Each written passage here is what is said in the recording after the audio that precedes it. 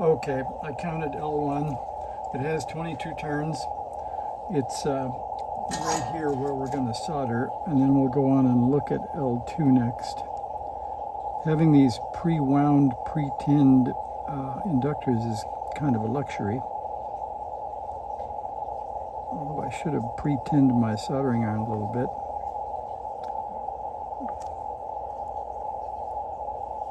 And tighten up the vise a little more. And added water to the sponge, but I guess I was in a hurry. So I think those look okay. Let's cut them. They do look okay. So I left the lead on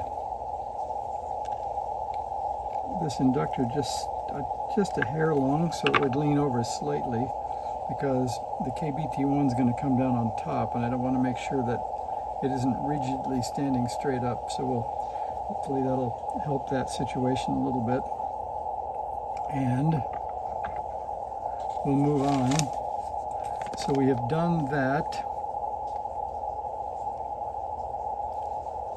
Now L2, we counted the 20 turns, and install on the PC board shown by its outline. Follow the same steps as you did in L1.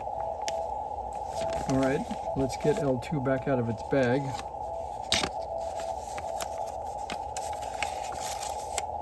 And if we look at the schematic, just to be sure, we just did L1, which is the bandpass filter right there, and it was pretty simple. Just between two capacitors, C1 and C2, and then there's L2 way up here, which is feeding the collector of Q2, and it's feeding up to the 6-volt line. So we should be able to see that, even though we have three holes there. So there's our 3 holes. They're now down here. So we want to go between, what is that? That is Q5. And we want it to be in Q2's collector. Let's see, where is Q2?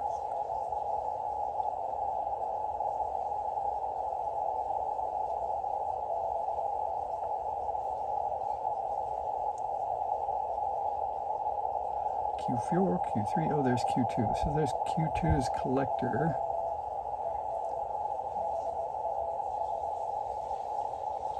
Okay, that would be the bottom lead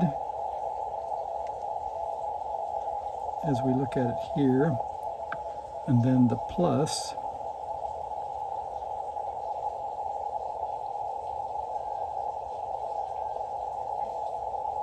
and that connects to the Q8 B plus switch. Yep, so that looks good. So we're going to go to the outside too.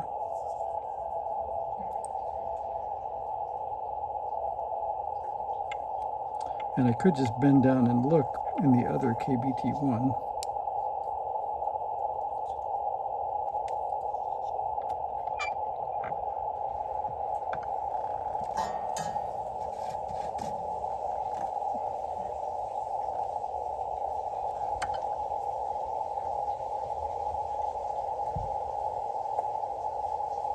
Got to tighten up that vise, it keeps moving away.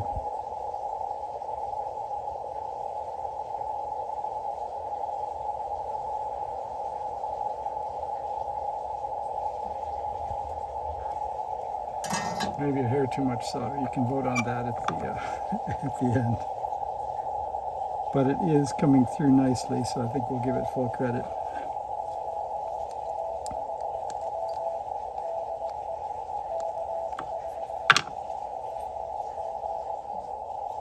Okay, L1 and L2 are in. We'll stand it up just for beautification. And then so we did the L2 thing. Now, it says here, with a little bit of eye-pulling focus, it says here that we need to put in some 1N4148 diode at D2, even though the PC board has an outline of an LED in this location. LED D2A may be substituted later. Okay, and this is at D2, and we're going to do it vertically. And the non-banded end should be inserted into the hole nearest Q6. All right, let's see if we can find the Q6 and the Q7 pads.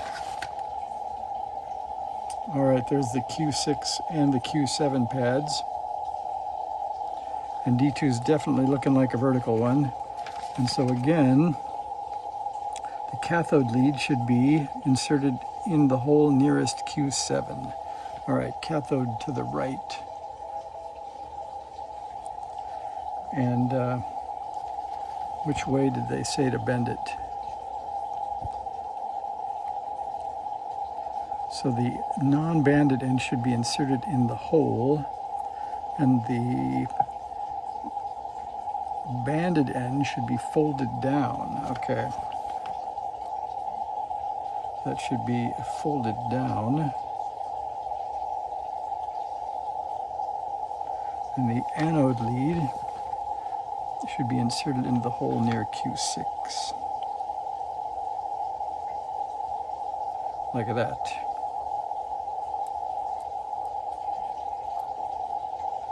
All right, we'll put that in.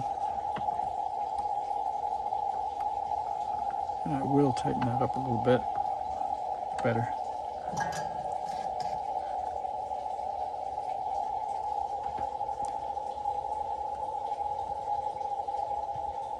I wish this noise blanker was going to be helpful on the background hash I have, but since it isn't impulse noise, I don't think it's going to do that much.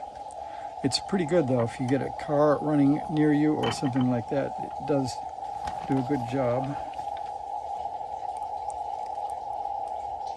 Or if you might even be mobile with your K1. All right, D2 is in.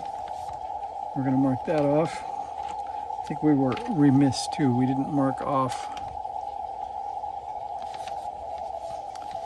the L1 stories and the L2 stories. So those are done. Now we got to do a little Rev C rework here. We have to put a cap or two underneath the board.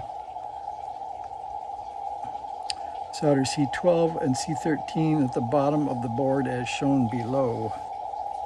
So there is the orientation to get pin 1 and 1 of the two resistor packs. We have to go between pins 4 and 6 and 5 and 7. So I'm gonna take a break, find those caps, and we'll come back and do that next. See ya.